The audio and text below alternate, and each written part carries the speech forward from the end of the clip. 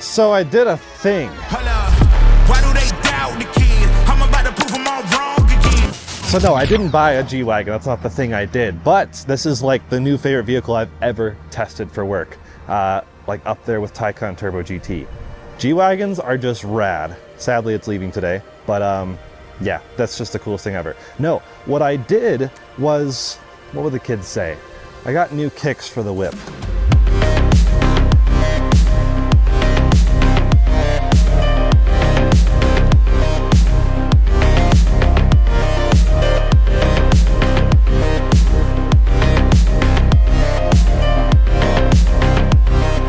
So what are they? Well, I couldn't possibly get myself to settle for the wheel that every Miata seems to run, the Enkei PF01. So I decided to go for something completely different, the Enkei PF01. These are 17x9 with a 48 offset. We'll get the specs out of the way right away. And they weigh 17.8 pounds. So barely heavier than the original factory wheel, which I think was around 17 pounds, but 2 full inches wider, which is absolutely crazy. And they sit really quite nice on the car. These are imported from Japan, built by Enkei or whoever they use to actually build them with their MAT process. Flow formed wheels. And the MAT process, as far as I can tell, just means most advanced technology, which is a ridiculous acronym. It's hilarious. Sounds like something Trump would say. Most advanced technology. My Trump impression is not it. Justin? Wow, that was terrible. Here's how Trump would talk about Enkei wheels. Enkei wheels, they're the best wheels.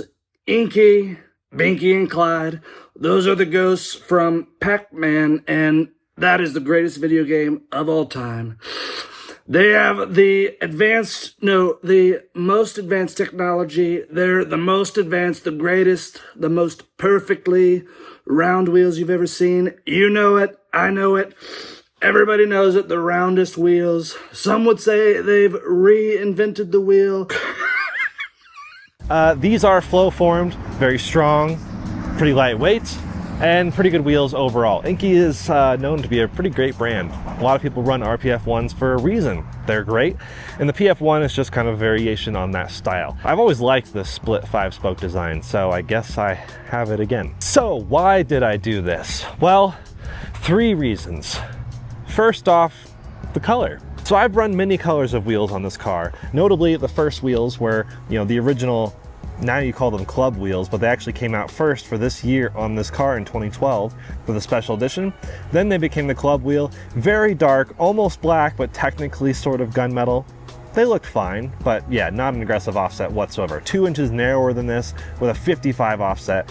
Absolutely crazy, not a good fit, not a good look if you're caring about fitment. I've also done gunmetal. My winter wheels used to be gunmetal, now they're bronze, so I've also done bronze. And then the Kogekis I was running are also gunmetal, which I do think looks pretty good on this car, and conveniently, those were dust colored, brake dust colored. Now, brake dust shows up like crazy. I would have loved white, but, well, white wheels seem to be a bit harder to find. And of course, my friend Jack Ralston, he's rocking white wheels on his red NC. I wasn't sure about how I'd feel with white on white. Maybe I'll still do that someday, not sure. But for now, I thought, you know what, silver's cool again. Silver's really awesome. It used to be what I thought was the most boring color. Now it's come around to being my favorite color, so I had to give it a try. The second reason is fitment. This has a much more aggressive fitment. I mean, look at that. That is awesome. I've made mention of this in the road trip video where I basically picked these up right before I road tripped out to Miatas at the Gap. They are aggressive, borderline too aggressive, I don't know. The back is basically perfectly flush, maybe the tiniest hair of poke, and the fronts, well, I should fix this steering angle right now. I just did it for the photo, but the fronts also have a little bit of poke there, so not totally ideal in my opinion. But then again, I'm on a relatively conservative, good alignment, just the general solid alignment from Flying Miata, which actually takes away some of the aggressive rear camber I think that the factory alignment spec was. So I think it's about 1 degree currently, so I may up it if I can to like 2 degrees or maybe 1.5. just to help with that. But I think that would definitely work. But hey, I had these at Meows at the Gap. I had so many great compliments. A lot of people loved how they fit. And it's actually the exact same offset if you were to do a 17x8 with a 35 offset, which is a fairly common size, also an aggressive size. So I could improve the stance with a little bit of camber. I also might lower the car just a hair more. It's not as high as it was from the factory, but it's also not as low as it could be. But I don't know, I'm torn. Curious what you guys think. I mean, throughout this video, if you agree or disagree or hate me for anything, let me know. It's definitely not the factory approach at all, but I think the Fitment's pretty good. Mostly. We'll get it dialed in. Speaking of, how hard is camber to do? I'm guessing I have to go to an alignment shop to have the camber adjusted, or is it something I can do myself, or will that ruin the alignment? I've had issues and frustrations with various alignment shops that just won't really work on cars that are modified at all. Maybe it's a liability thing, I don't know. So if you have a shop you recommend in Denver, I'm all ears. But the third reason here, and if you watch my recent track video, you'd see this coming, is contact patch. Naturally, a component of a wider tire, which is a component of a wider wheel. Being 17x9, I can now fit wider tires. These are currently equipped with 235 40 17s, which is a little wider than the 225 I was using, and actually probably could stand to do 245 width just fine, which again may depend on how I get it dialed in with camber or anything like that. But I'm eyeing various tire sizes, curious what you guys have done and enjoyed on 17x9s. But just having a wider wheel just gives me a bit of a wider contact patch, which really helps on track situations, autocross, etc., but also in the canyons, which is where I love to go. In fact, I might do that tomorrow or something. I live right on a mountain road basically, and this thing is truly at home in a mountain road. Okay, so that's why I did it, but why these specifically?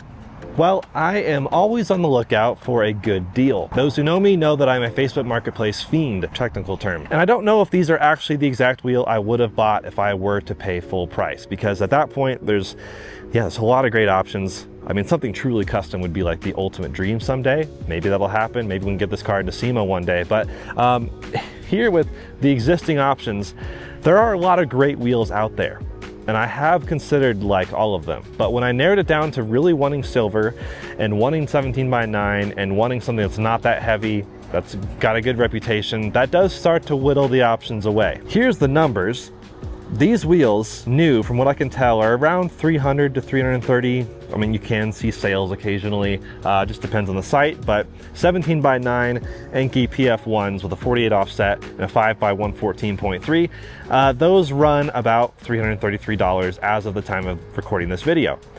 So that's like $1,333.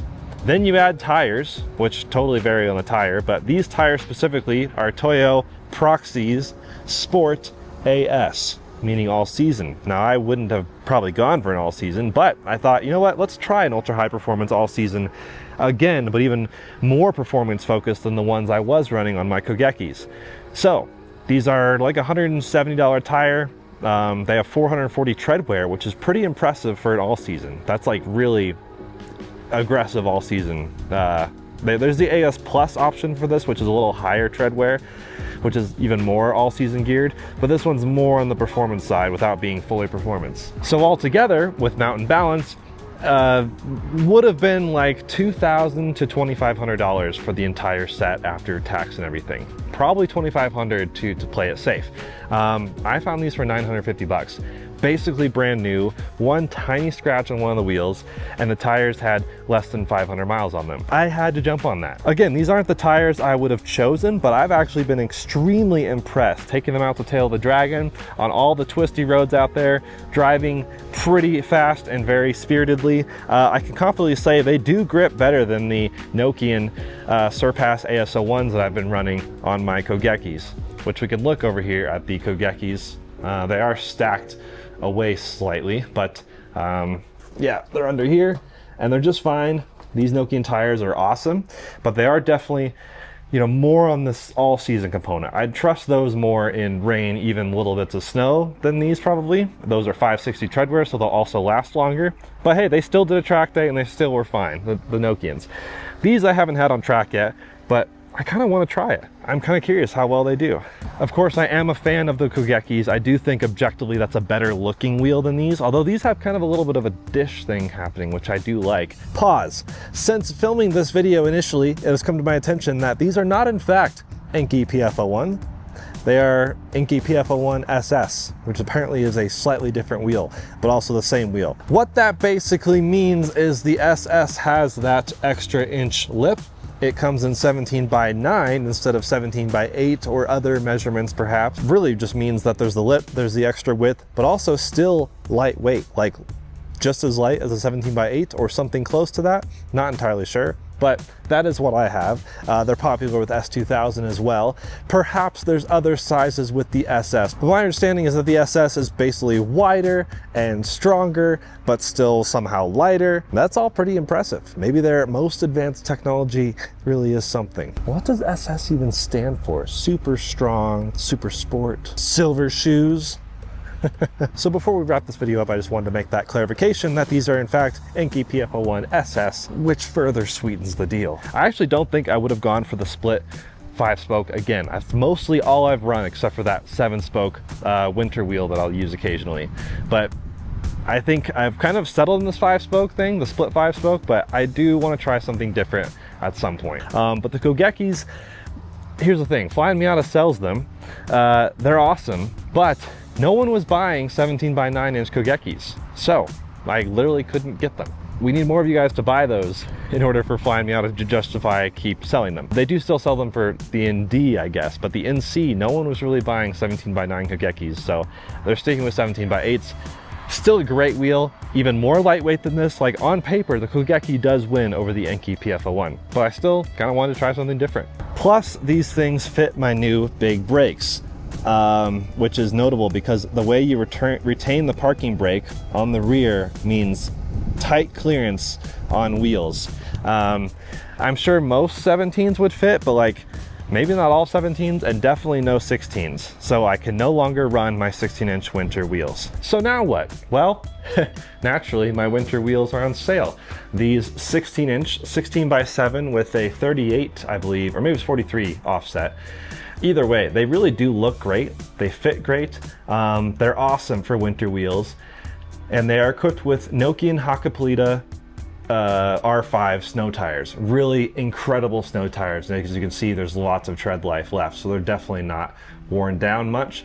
So I'd say they are for sale officially as of this video. They're currently powder or plasti dipped bronze, but underneath they are gunmetal.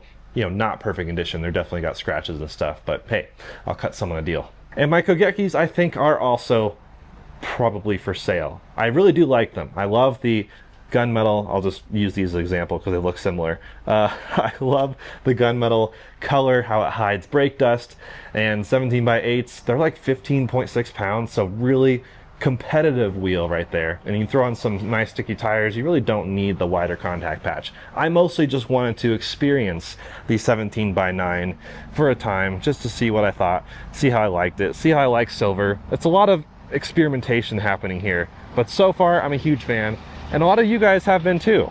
Side note number 2, when putting on new wheels, I recommend checking your lug nuts. My OEM ones were really scratched up and I don't know, just the kind of ugly chrome looking things. Then I got some really crappy Amazon ones that look at how far you have to put it on there before the threads actually catch.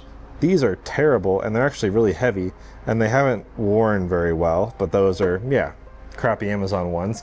So what I did instead was I went back to my friends at Flying Miata and I purchased a set of these. The branded Flying Miata, they also show this torque spec, 85 pound-feet. They look super cool, black anodized, nice and light. Yeah, just a sweet addition to throwing on some new wheels. So for now, I will use these and I will love these as I have thus far. I do want to get that fitment dialed in, so any camber recommendations, let me know. I know a lot of people run 17x9 with a 48 offset, so I'm kind of surprised at the level of poke, but I guess that could be due to my ride height, camber, like a lot of things go into that. And yeah, if you have tire recommendations, let me know. I'm gonna run these all seasons for a bit. They're really impressive for an all season, but I would love to get back to a proper summer tire. I loved the Michelin PS04S that came on my Kogekis when I bought those, also for a great deal on Fixed Marketplace.